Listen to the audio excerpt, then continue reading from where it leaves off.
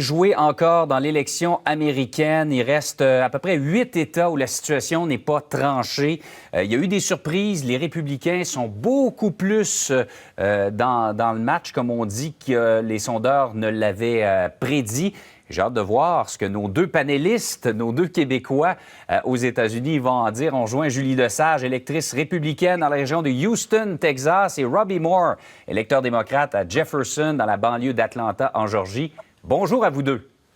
Bonjour, Jean-François. D'abord, Julie, je vais vous demander d'abord vos premières impressions, votre soirée électorale. Avez-vous été surprise, Julie, de la tenue des Républicains? Quand même, les sondeurs ne l'avaient pas vu venir, encore une fois. Bien, comme je disais, moi, j'avais toujours cru que c'était pour être très serré, beaucoup plus serré que ce qu'on voulait nous laisser croire. Donc, hier, j'ai pas eu vraiment de surprise, mais c'est pas gagné. Parce que ce qu'on peut voir, les votes par la poste ne sont pas sortis. Et quand ça va sortir, on sait que ça va être majoritairement démocrate. Donc, ça pourrait toujours changer. Est-ce que vous pensez qu'il y a eu de la fraude, comme le dit M. Trump? Est-ce que je sais qu'il y a de la fraude? Je ne le sais pas. Moi, ce que je peux vous dire, c'est ce qui se passe chez moi. Et donc, il y a 2 semaines, dans mon petit patelin, dans mon petit village, on a eu du vandalisme fait aux boîtes de poste. Donc, je ne sais pas si c'est partout au pays, mais bon, on le voit chez moi. Robbie, de votre côté, en Georgie, là, la Georgie, de toute évidence, va rester rouge. C'est un État rouge. Vous avez voté pour Joe Biden. Comment vous avez vécu cette soirée-là? On est fatigué, ça c'est certain, on est stressé, mais je crois que c'est pas fini encore, Jean-François. Il y a des votes, justement, ce que Mme Lesage la disait, il y a des votes par la poste qui restent à compter. Puis ici, en Georgie, c'est les deux gros comtés comme DeKalb et Fulton, ça va être majoritaire démocrate. Ça risque d'être proche. On a espéré que ça soit démocrate, mais c'est pas fini. On savait, hein, beaucoup de reportages qui disaient depuis quelques semaines que ça peut durer quelques jours encore, le décompte dans tous les États présentement. Vous parliez du comté de Fulton. Fulton, c'est la ville d'Atlanta. Il y a eu d'ailleurs, Mario le soulignait tantôt, quelque chose de très particulier au domicile des Hawks d'Atlanta. Il y a eu un bris d'aqueduc qui a interrompu, comme si ce n'était pas déjà assez compliqué, le décompte des votes.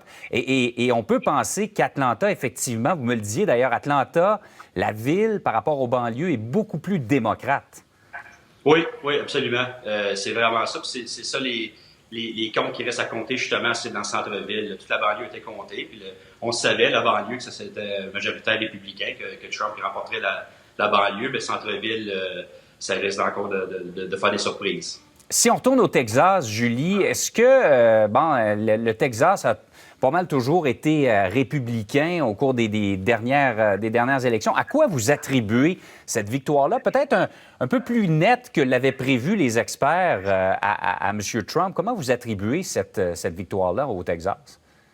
Bien, j'ai juste l'impression que le Texas a été le Texas. Donc, j'ai pas d'autres explications. On a vu exactement ce que je voyais. Donc, dans les grandes villes, c'est bleu. Dès qu'on sort dans les campagnes, c'est rouge. Donc, pas de surprise.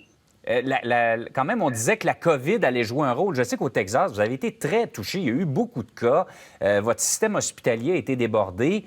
Bien, de toute évidence, ce vote-là est quand même, pour Donald Trump, une confirmation qu'il a eu la bonne approche. Bien, en fait, vous dites que nos hôpitaux ont été très débordés. C'est pas nécessairement le cas. Donc, on a beaucoup de lits. La façon dont les lits sont gérés dans les hôpitaux ici, c'est différent dans les autres États. Donc, ce qu'on voyait comme lit, qui est la capacité, c'est pas nécessairement ce qu'on peut vraiment faire. Donc, faut faire attention. Mon conjoint travaille dans un hôpital et justement, il travaillait aux soins intensifs pendant ce temps-là. Et donc, oui, on a été capable d'absorber. Et je crois que la COVID au Texas a été quand même très bien gérée. Bon, c'est toujours place à l'amélioration, mais en gros, je crois qu'on s'en est bien sorti. Les lendemains maintenant de cette élection-là, les partis ont annoncé leur couleur. M. Biden a dit on est optimiste, on devrait gagner. M. Trump a dit on a gagné. Il y a eu de la fraude. On demande l'arrêt des votes. Il y aura des contestations judiciaires. Je vais commencer par vous, Robbie. Comment vous voyez les prochains jours et les prochaines semaines? On a un pays qui est totalement divisé. Il n'y a pas d'unanimité. Craignez-vous de l'instabilité? Oui, puis plate à dire, mais je vais blâmer M. Trump là-dessus. Hein. Il va encourager les gens, il va semer le chaos partout comme qu'il fait. Déjà qu'il avait dit auparavant, avant les élections, qu'il se dirait pas gagnant, mais tant que tous les votes soient comptés. Puis il l'a déjà dit hier soir. Il veut arrêter le comptage de votes présentement. C'est vraiment contre la démocratie. Fait que oui, je crois qu'il va y avoir de l'instabilité dans quelques grosses villes. Ici, Atlanta, ça risque d'être une de ces villes-là, malheureusement. Oui. Julie, vous avez droit de réplique. Pensez-vous effectivement que M. Trump a mis de l'huile sur le feu cette nuit? Oui, ben, je suis pas d'accord avec son choix de le dire comme ça. Je crois je crois en la démocratie. Je crois qu'on doit attendre d'avoir tous les votes. Encore là, je le sais très bien que les votes qui vont sortir, ce sont des votes par la poste. Il le dit depuis des mois que si ça changeait, donc en ce moment, on voit certains États s'en vont vers les républicains. Si on voit que ça change avec le vote par la poste, c'est certain que ça s'en va en Cour suprême. Oui, on en a pour quelques semaines d'instabilité en souhaitant que ce soit le plus paisible possible dans les circonstances.